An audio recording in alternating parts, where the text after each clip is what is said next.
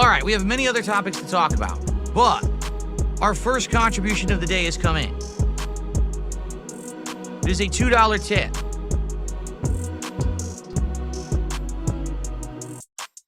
It's just an idiot, so I'm just going to ignore them. Heyo, DSP projecting here to point out it took pretty much half an hour to get to that lonely $2 tip, but he definitely just ignored the tip and moved on. It's just an idiot, so I'm just going to ignore them. People are so fucking stupid, it's hilarious. Anyway, here's the funniest part. You ready? How you expose stupidity and just nonsense from morons who are mouth droolers. These idiots actually think this is a female crown. Except this is the same style of crown that Jerry the King Lawler used in WWE forever. It is a universal crown that was worn in England and other European countries for many years. It's not a female crown. You're just a moron. You know, also like when I wear my white cardigan sweater and people are like, that's a women's sweater. No, you're just a brain dead idiot. You hyper obsess over dumb shit and you turn it into farces and you talk about it like it's a fact. It's not. That's in your little pea brain where you believe that because you're an ignorant moron. Anyway, let's continue, shall we? Okay. So we have many other topics to talk about. Let's get into the other one. Is it in Philip's little pea brain that he thinks addressing this tip in detail, then providing commentary, not a cromulent commentary, but still a commentary nonetheless on the tipper, is ignoring it? But I don't even know what's more wild. How he just lists his insecurities, or confirms that he watches Detractor content by knowing what they hyperfixate on. So when everyone looks at me and laughs at me and says, oh, your content isn't successful because it's not entertaining, I say, actually, my content is entertaining, but it's just too fucking smart for you, you dunce mouth jeweler. You'd rather go to a channel with a big overweight dude screaming at the top of his lungs, literally ringing a dinner bell. Okay? Something that you would attract small children in a field. Hey, it's dinner time, everyone. Right? This is what he does. And he sits there bullying people on the internet who don't know who they are, who don't have anything to do with them, but they just sit there bullying them all day for personal gain. And the people who watch the content eat it up because they're mentally deficient. That's the kind of people who enjoy that content. Mentally deficient people who have no morals, no values, don't realize what they're doing, not only is incredibly harmful to people, but also a waste of your time.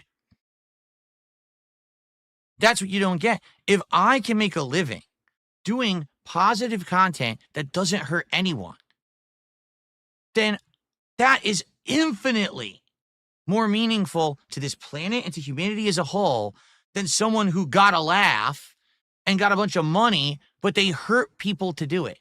Don't you see the difference? And the thing is, many of you won't. Whoa, that's a lot to unpack. First, it's called a triangle. Not once did I ever think of that as a dinner bell. Second, why did his mind go to attracting small children from a field who he then feeds? This is DSP projecting, and I believe this is DSP projecting. He sees women as nothing but his workers out in the field whom he controls with food, hence the DoorDash notifications, I mean the dinner bell. It worked for him and Kat, and he knows how he treats Kat as horseshit, and it upsets him when PPP treats him in a similar manner. At least he didn't use the R word in his dinner bell rant, though. If Philip was allowed to have credit, I would give him some for that. Ringing your fucking dinner bell like the Pied Piper of retards, bringing them all to the table to throw you money, it's just disgusting. And well, I spoke too soon. And what are you the Pied Piper of? Women who you can bring in from the fields and shelter them with DoorDash until they can no longer fit through the door to dash in order to exit their abusive relationship with you? Get the fuck out of here. Give me a pillow.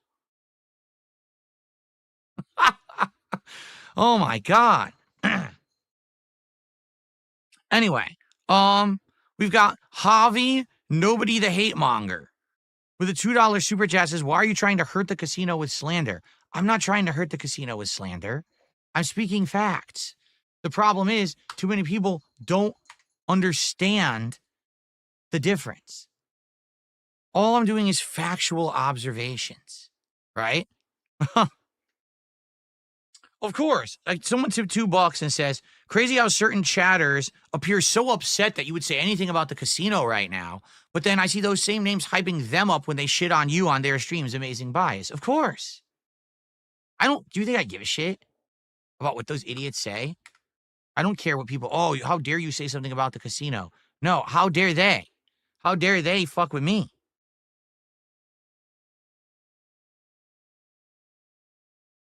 Like, I don't have the right to say anything back, but they have the right to uncontrollably just say what they want, right? No, fuck you.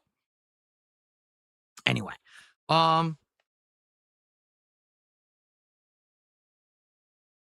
Philip, didn't we learn about factual observations?